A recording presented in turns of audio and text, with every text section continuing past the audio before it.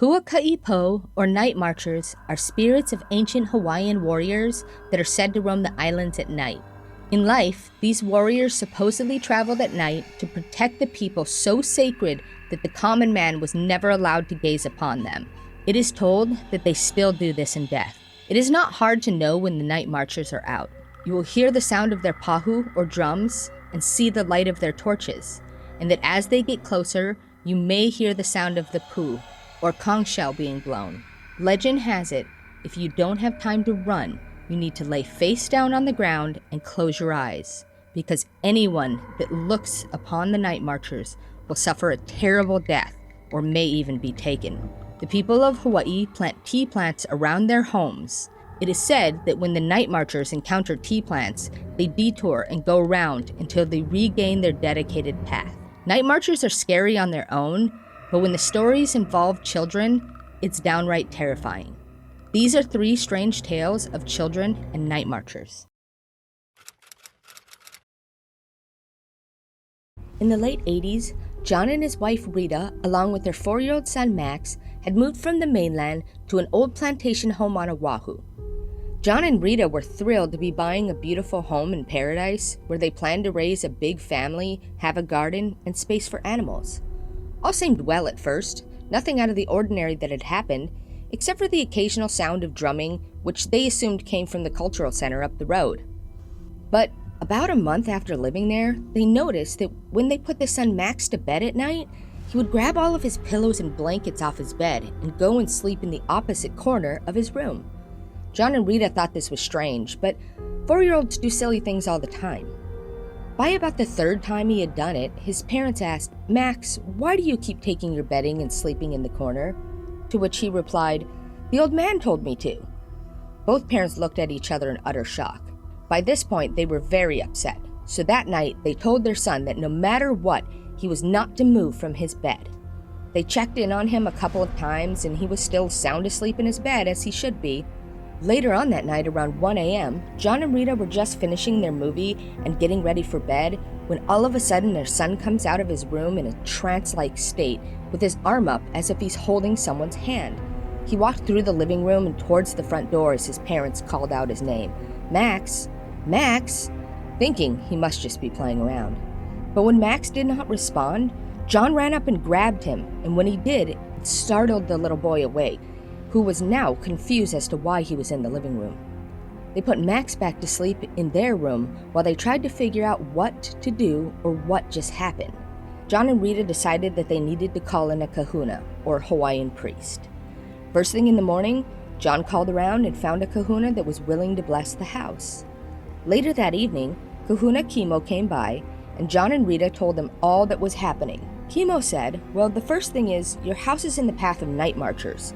Surely you hear their drumming." Rita and John just gave each other a look. He next said, "The old man that your son sees is protecting him." Kimo said that the old man was or still is buried under the house in the corner that your son likes to sleep in, and that you should probably move his bed out of the path. The kahuna did his blessing, but made sure to tell John and Rita that the Nightmarchers will not cross tea plants, and that they needed to plant some around their house to keep the Nightmarchers away, and then make sure to move your son's bed. With that, Kahuna Kimo left, and John and Rita immediately did just as he said. From then on, all was peaceful. Still from time to time they heard the beating of the drums, but they never had anything paranormal happen again. In the early 90s, a young woman, we'll call her Jean, had been living in an apartment in Kalihi, Oahu for about 6 months when her son gained an imaginary friend. Jean and her husband didn't think anything about it, as children often have imaginary friends. One day, after watching her son stand in the mirror and talk to his new friend, Jean asked him, "Well, what does your friend look like?" And to her surprise, her son said, "Well, he's an old man." Jean was a little taken aback by this. Why would her son's imaginary friend be an old man? But still, she ignored it, thinking it would just go away in time. By about a week or so later, she had already forgotten about his friend, till a group of mothers at the apartment complex were discussing the fact that some of their kids have an imaginary friend. When Jean's friend Lonnie spoke up and said, "My son also stands in front of the mirror and talks to a man that he calls Sam." Jean was about to interject when Lonnie said, "I wonder if it has anything to do with the drumming that we hear." Jean, a little freaked out at this point, said, "What drums?" To which Lonnie replied, "Well, some of us hear drums of the Nightmarchers in our apartments. Sometimes early in the morning, you can hear the beating of the drums. And when this happens, Lonnie's son gets out of bed in a trance-like state and walks through the house with his hands up as if being led by something. And when Lonnie runs up and grabs him, he goes limp and seems to be sleeping. When she asks him in the morning about what had happened, he has no memory of the event." Jean was terrified, she thought. Thank God this is not happening to my son. But just to be safe, Jean and her husband decided to move, and once they did, their son's imaginary friend just seemed to go away. To this day, Jean still wonders about the drumming of the Nightmarchers and their correlation with the imaginary friend in the mirror. Some say that even now, you can still hear the drums beating early in the morning at that little gray apartment in Kalihi.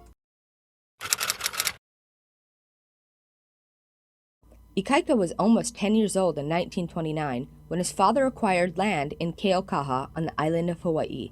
Not long after he began to build a house, a kupuna, or Hawaiian elder, came by to warn him that he might want to move the direction of his home, as it is in the path of the Nightmarchers. Ikaika's father said that he was not concerned, as he did not believe any of that ghost stuff, as he put it.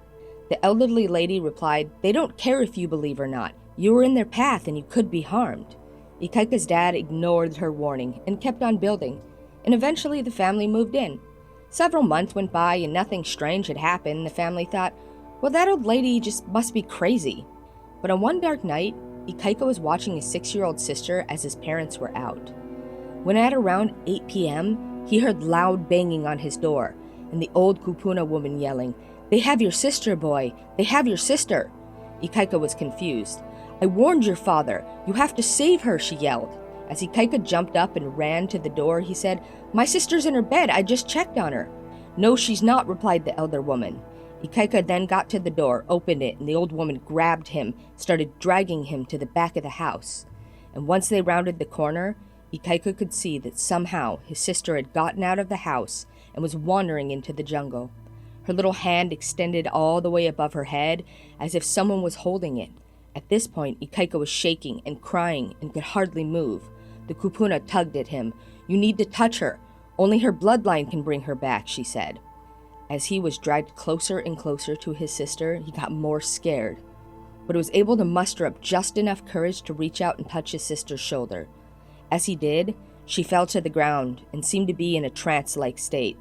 The elder woman scooped up Ikaika's sister and brought her back to the house. She stayed until the parents got home to explain what had happened. After the old woman had left, Ikaika's parents went to their room and had a long talk. They had decided that first thing in the morning they would plant tea leaf on all 4 corners of the house so that Nightmarchers would have to go around the house and not through. Luckily for Ikaika's family, that seemed to work, and he has never had anything happen ever again. Thank you for watching Strange Tales. If you have any strange tales, such as missing people, ghost stories, or just anything strange and unusual, and you'd like to hear them, feel free to contact me in the email in the description box below. Until next time, keep it strange.